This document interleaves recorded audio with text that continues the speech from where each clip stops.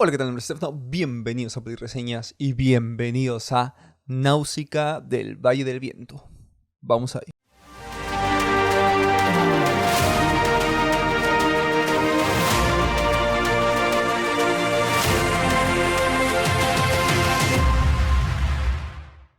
Ok, Náusica es la tercera película de Estudio Ghibli que estamos reseñando en este canal. No voy a verlas todas. En un futuro tal vez complete la lista, pero tengo planeado unos 4 o 5 películas más. Dentro de ellas, pues las más populares, ¿no? Como El Castillo Ambulante, entre otros. Náusica tiene una premisa bastante interesante. Por cierto, es la primera película que se hace para Estudio Ghibli tal cual, es de los 80s y se ve bastante en la animación. Nos adentramos en un mundo post-apocalíptico de fantasía muy interesante. Nos empiezan a contar, no voy a decirlo tal cual para que cuando vean la película vean esta introducción tan bonita, pero sí nos narran que pues hubo una guerra, se destruyó el mundo, en una zona específica creció un bosque que se empezó a contaminar con pues aire tóxico y ahí empezaron a salir criaturas pues que mutaron, ¿no? Insectos gigantes básicamente. Y con esta premisa nos vamos a ubicar en un pequeño reino que es más un pueblito, pero bueno, tiene princesa y rey, que es donde vive Náusica, ¿no? Del Valle del Viento, que es una chica que desde primera instancia vemos que tiene una conexión bastante interesante con la naturaleza. Tiene una facilidad para conectarse con los animales, con los seres vivos de este bosque, y esto va a ser importante para el resto de la película, ¿no? Ella desafortunadamente termina envuelta en un conflicto bélico entre dos reinos mucho más grandes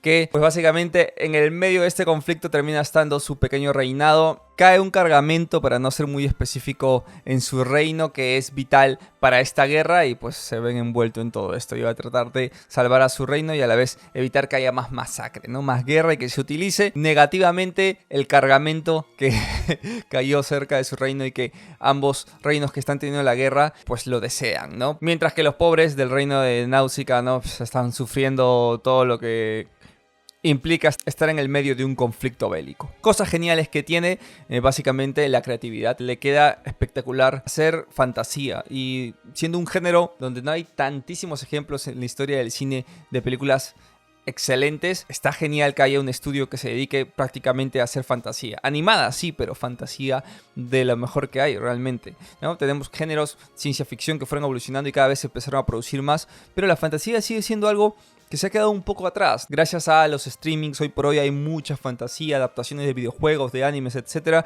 que está pues creciendo, pero sigue siendo uno de los géneros menos explorados en la industria y Ghibli pues es uno de los abanderados, ¿no? Cuando uno piensa en fantasía, específicamente animada, Ghibli es el estandarte principal, ¿no? Es el gran productor de películas de fantasía, con obras maestras, prestigiosas y galardonadas también, por supuesto. Por ejemplo, Chihiro ganó el Oscar y para mí muchas otras películas más debieron ganar el Oscar, pero bueno, ya saben que esto es mucho político, ¿no? El amigo del amigo, entre ellos mismos están votando y no siempre gana la mejor película, ¿no? Porque El Castillo Ambulante debió ganar, pero bueno, no estamos hablando de eso ahora. Estamos hablando de Náusica. Y tiene todos los elementos espectaculares de Ghibli cuando se adentra en el género de fantasía, ¿no? Por ejemplo, la animación, que de por sí es excelente, pero el ver estos diseños tan creativos, originales, y que no les da miedo, sabiendo que es una película para niños, hacer diseños aterradores, bizarras, grotescas, pero muy creativas. Entonces es algo que me encanta de Ghibli en general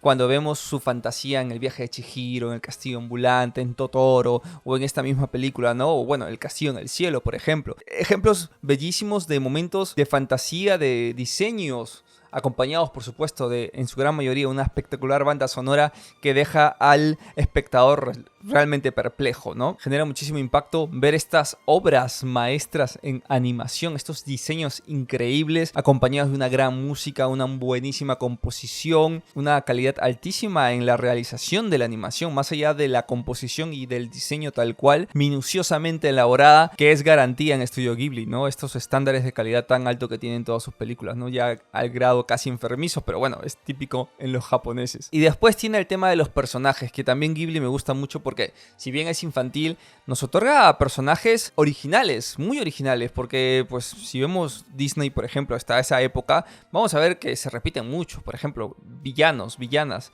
son muy de cartón en su gran mayoría, personajes secundarios. Estamos hablando de las películas de Disney hasta antes de esta época, de los 80s, ¿no? Porque en el Renacimiento de los 90s empezamos a tener personajes más complejos, pero hasta antes veíamos, por ejemplo, las mismas princesas muy acartonadas, muy vacías, con un propósito muy mundano, igual que los villanos. Sí, para niños y por ende lo simplifican, pero muy de cartón, que sí, eran potenciados por momentos mágicos que elaboraban y también gran música, pero no había personajes tan complejos hasta ya el Renacimiento con el Rey León y todas estas películas que van saliendo, ¿no? Pero Ghibli tiene esto de manejarte distintos tipos de personajes, inclusive distintos tipos de villanos. La villana acá, que es más una antagonista, tiene unos principios bastante interesantes, una filosofía bastante curiosa y bueno, es un reflejo de la sociedad bélica absoluta, ¿no? Y hay todo un conflicto entre dos naciones interesante, que básicamente es yo lo hago porque si no lo hago yo, él lo va a hacer y pues no quiero que se destruya mi reino, entonces voy a hacer el mal porque si no ellos me lo hacen a mí. Bastante curioso la manera de cómo empiezan los dos y bastante realista también. Pero por otro lado tenemos a estos pueblerinos, que si bien es un reino, pueblito básicamente, donde viene Náusica,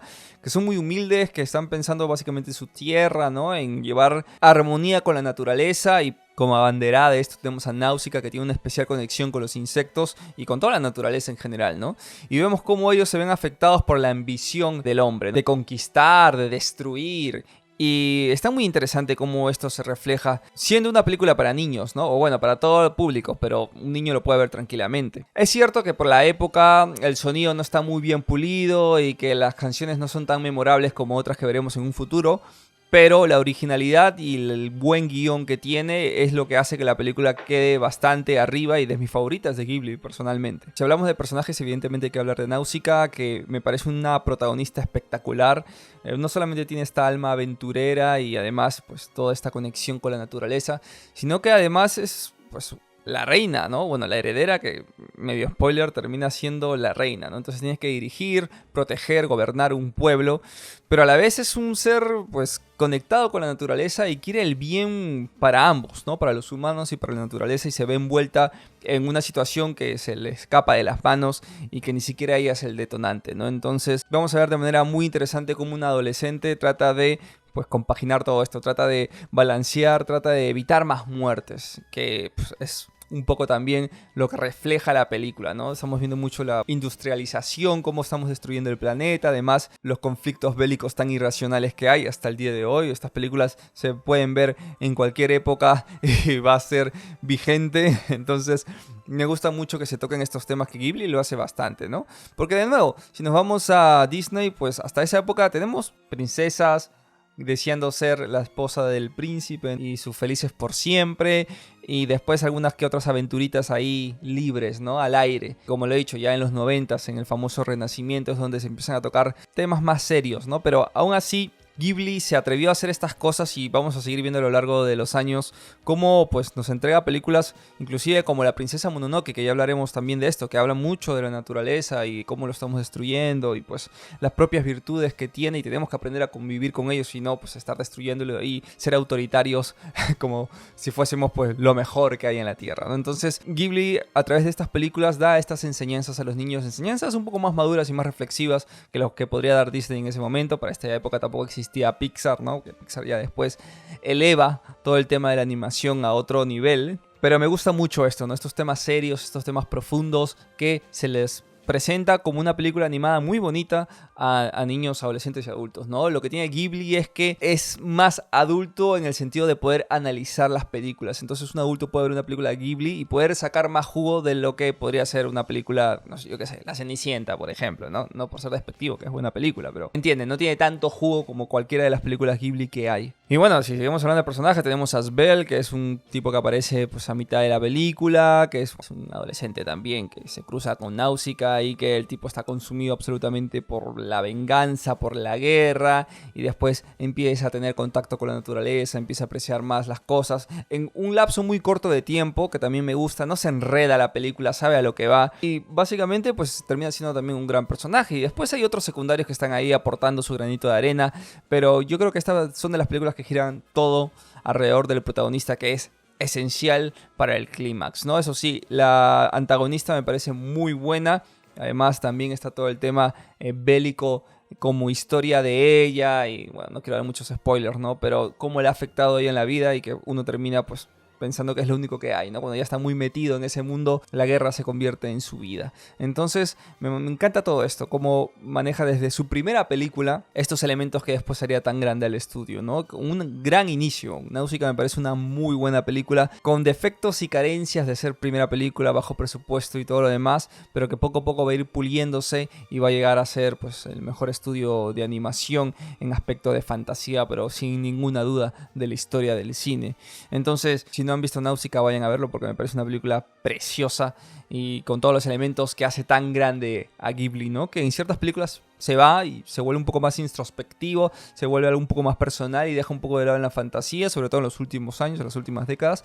Pero sí es cierto que cuando lo ejecutan como aquí en Náusica, pues es brillante, la verdad. Una película preciosa, buena animación, buenas interpretaciones, buena música, no tan memorable como otras, pero me sigue pareciendo que tiene buena música. En el sonido sufre carencias, sí, pero es que es poco a poco uno va a ir evolucionando como productor y después va a llegar a su máxima expresión de superlatividad cuando pues haga Chihiro, cuando haga Mononoke, cuando haga El Castillo Ambulante, nada, toda esa época de Ghibli. Esos 15 años de varios éxitos me parece impresionante. Ese fue todo, dale me gusta, comenten, compartan, siempre sé que existen. Nos vemos hasta próximo Polireseña con más grandes animes. Eso fue todo.